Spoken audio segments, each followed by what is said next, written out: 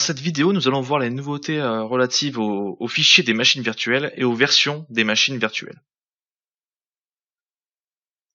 Au niveau des fichiers, il y a deux nouveaux formats de fichiers. Le premier, c'est le VMCX qui contient le fichier de configuration de la VM.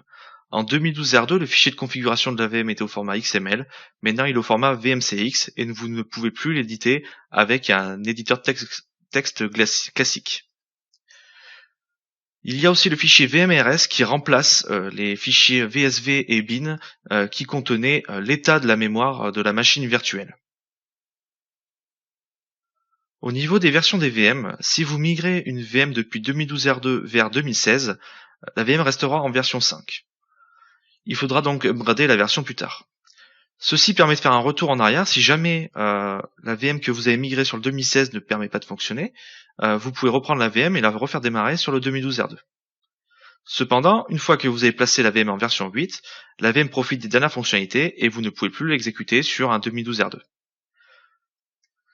Au niveau des intégrations services, maintenant, leur mise à jour se fait au travers de Windows Update. Donc il n'y a plus besoin de monter l'ISO pour mettre à jour les intégrations services. Ça sera directement Windows Update qui fournira les mises à jour des intégrations services. Nous allons donc voir maintenant une vidéo, une démonstration au sujet de ces nouveaux formats de fichiers et versions de VM. Au niveau des versions des configurations des machines virtuelles, vous pouvez les retrouver dans Hyper-V Manager, dans la colonne Configuration, ici. Si vous avez une VM qui provient d'un serveur en 2012 R2, elle sera de version 5. Si vous souhaitez la mettre à jour, il suffira de faire clic droit, et là il y aura un petit bouton qui apparaîtra, qui permettra de mettre à jour la configuration de la machine virtuelle.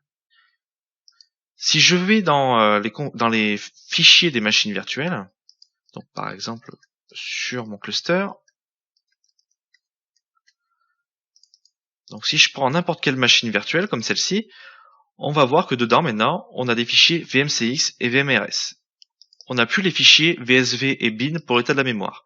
L'état de la mémoire est contenu ici, et la configuration est contenue ici.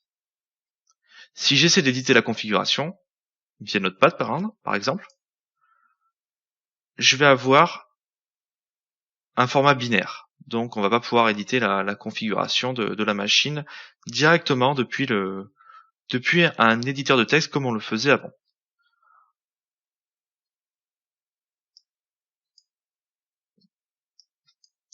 C'est la nouvelle version de la machine virtuelle, donc en V8, qui permet d'avoir accès à ces fichiers. Si vous êtes toujours en V5, vous n'aurez plus accès à ces fichiers.